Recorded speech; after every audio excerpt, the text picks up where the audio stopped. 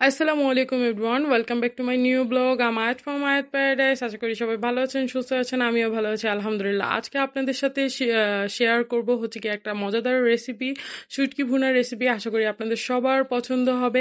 একদম সহজ উপায়ে আপনাদের সাথে শুটকি ভুনার রেসিপিটা শেয়ার করব। তো আসেন, চলেন শুরু করা যাক। এখানে হচ্ছে কি আমি শুটকি নিয়ে নিয়েছি, শুটকি কিউব কিউব করে কেটে নিয়েছি, শুটকিকে ভালো মতো আর কি ধুয়ে নিয়েছি, ধুয়ে নিয়ে একদম ফ্রেশ করে নিয়েছি। এরপরে নিয়েছি একটা ফ্রাই প্যান, তেল গরম হওয়ার পরে আমি পেঁয়াজ আর টমেটো, কাঁচা টমেটো, পাকা টমেটো, দোনো টমেটো একসাথে ঢেলে দিয়েছি পেঁয়াজ আর রসুনের সাথে।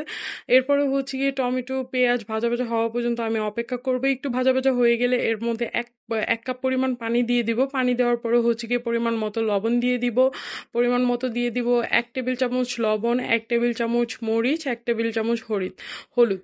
এরপরে হচ্ছে কি এই মশলাটাকে আমি ভালো মতো কষিয়ে নিব, একদম ভাজা ভাজা করে নিব। ততক্ষণ পর্যন্ত ভাজা ভাজা করে নিব যতক্ষণ পর্যন্ত আমার টমেটোটা আর পেঁয়াজটা হালকা গলে না যাবে।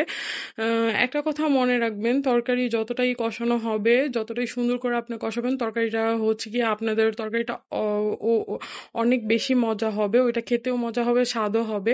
তরকারির ফ্লেভারটাই চেঞ্জ হয়ে যায় যত বেশি কষাবেন না কেন।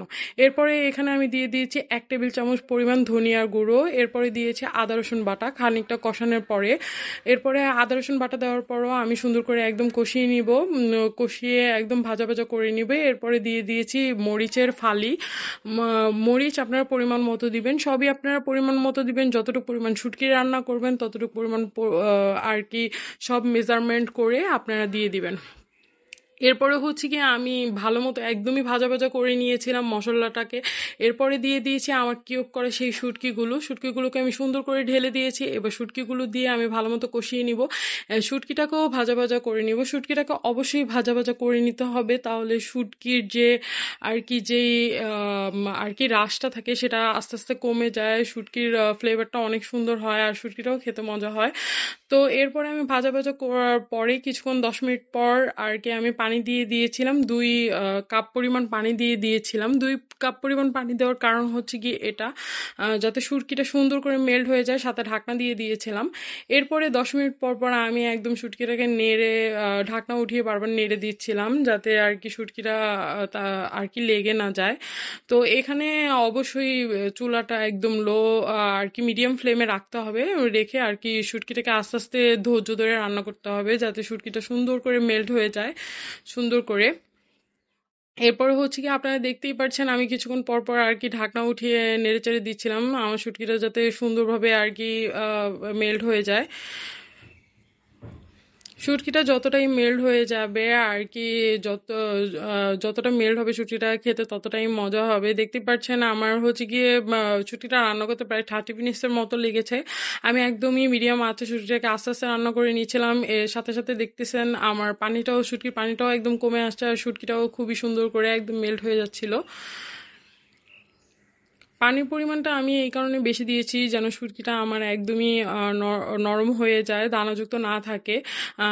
দেখতেই পাচ্ছেন আপনারা আর কি শুটকির পানিটা অনেকটাই শুকিয়ে এসেছে। এই রেসিপিটা একদম সহজভাবে আমি এই কারণে দেখিয়েছি যাতে কিছু ভাইয়ারা আছে, আপুরা আছে যারা আর কি বাসায় একদম সুন্দরভাবে ইজিলি আর কি শুটকিটা ভুনা করতে পারে, রান্না করতে পারে। দেখতে পাচ্ছেন আমার শুটকিটা একদমই হয়ে গিয়েছে, রান্নাটা একদমই হয়ে গিয়েছে। নট অফ দ্য লিস্ট, লাস্টে আমি হচ্ছে গিয়ে এখানে জিরা ফাঁকি দিয়ে দিয়েছি।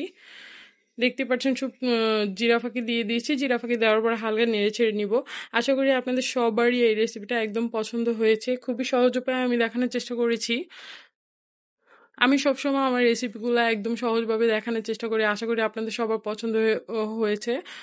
সবার পছন্দ হলে একটু লাইক শেয়ার কমেন্ট দিয়ে আমার পাশেই থাকবেন। আমাদের দেশে বেশিরভাগ মানুষরা এই শুটকি অনেক পছন্দ করে, বেশিরভাগই মানুষরা আমাদের বাসায় শুটকি অনেক পছন্দ করে, তাই শুটকি রান্না কিছুদিন পরপরই শুটকি রান্না করি। তো ভাবলাম আজকে আপনাদের সাথে শুটকির রেসিপিটা শেয়ার করি।